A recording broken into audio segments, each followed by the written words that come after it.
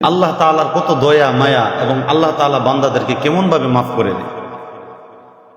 আহমদ ইবনে হাম্বল রহমাতুল্লাহি আলাইহি উনি ছিলেন একজন বড় ইমাম, চার ইমামের একজন ছিলেন উনি।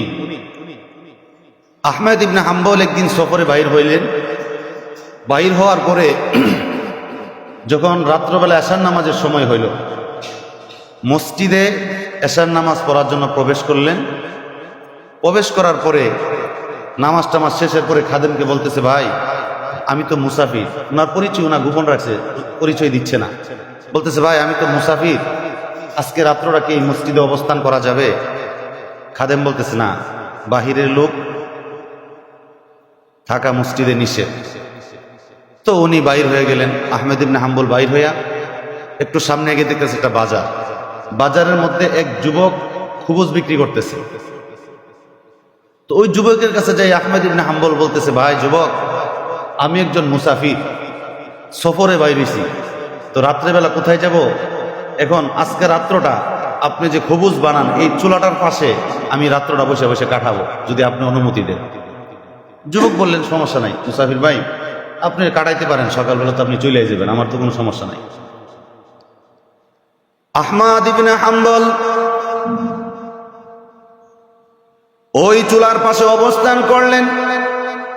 একটু পরে খেয়াল করে দেখতে পারলেন যুবক খবুজ বানানোর সময়, রুটি বানানোর সময় পরে আস্তাগফিরুল্লাহ, খবুজ বাজার সময় বলে আস্তাগফিরুল্লাহ, খবুজ বিক্রি করার সময় পরে আস্তাগফিরুল্লাহ, খবুজের টাকা নেওয়ার সময় পরে আস্তাগফিরুল্লাহ, টাকা বাংতি দেওয়ার সময় পরে আস্তাগফিরুল্লাহ। মূল কথা, সব কাজের মধ্যে যুবক আস্তাগফিরুল্লাহ আস্তাগফিরুল্লাহ পড়ে। আহমদ ইবনে হাম্বল বলে, ভাই যুবক, তুমি যেইভাবে আস্তাগফিরুল্লাহ আস্তাগফিরুল্লাহ পড়তেছো, তুমি তো মুস্তাজাবুদ দাওয়া হয়ে যাবা। ওই যুবক বললেন, ভাই মুসাফির, মুস্তাজাবুদ দাওয়া অর্থ কি আমি তো বুঝি না।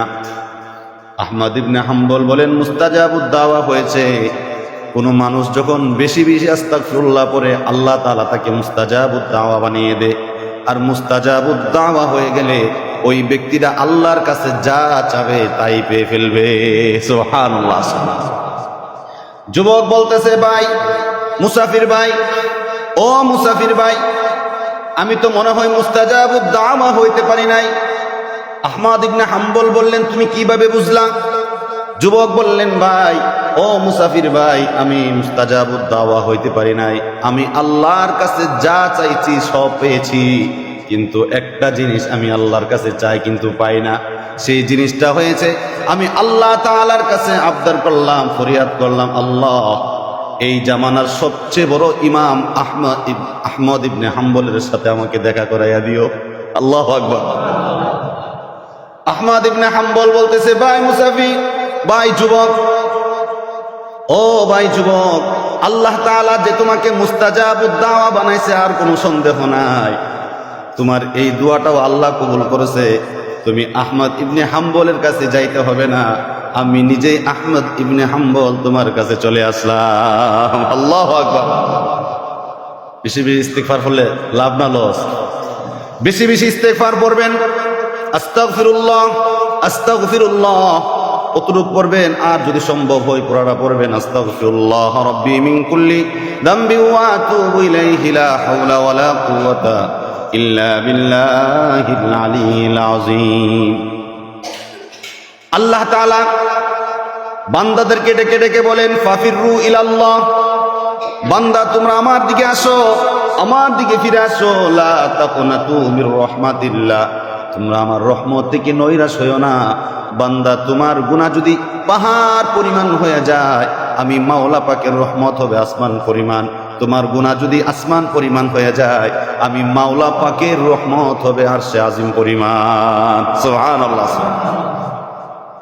উদউনি আস্তাজিব লাকুম, আল্লাহ কো বান্দা আমি অপেক্ষা করি আমার কোন বান্দাটা আমাকে ডাক দিবে। আমি ডাকে ডাকে তোমার ডাকের সাথে সাথে আমি আল্লাহ সাড়া দিব। আল্লাহ বলেন, যখন রাত্র 2টার পর হয়ে যায়, রাত্রের শেষ অংশের মধ্যে আমার আল্লাহ প্রথম আসমানে আসে। প্রথম আসমানে আসছে বান্দাদেরকে ডাকে, বান্দারা তোমরা কেউ কেমন আছো, আমার কাছে চাইবা, আমি দেওয়ার জন্য তৈয়ার। কেউ আসো আমার কাছে সন্তান চাইবে, আমি আল্লাহ সন্তান দিয়ে দিব। কেউ আসো আমার কাছে বিদেশ যাওয়ার জন্য আবদার করবো, আমি আল্লাহ বিদেশের ব্যবস্থা করে দিব। কেউ এমন আসো কিনা সুস্থর জন্য কামনা করবো, আমি আল্লাহ সুস্থতা দান করব। আল্লাহ বলেন, বান্দা যখন রাত্র গভীর হয়ে যায়, আমি আল্লাহ প্রথম আসমানে আসার পরে তোমরা যখন আমি মাওলার কাছে দুইটা হাত উঠাইয়া অথবা সেজদায় পরে আবদার করবা, চোখের পানিটা তোমার গালে আসার আগে আগে আমি আল্লাহ তোমার আবদার মঞ্জুর করে ফেলি।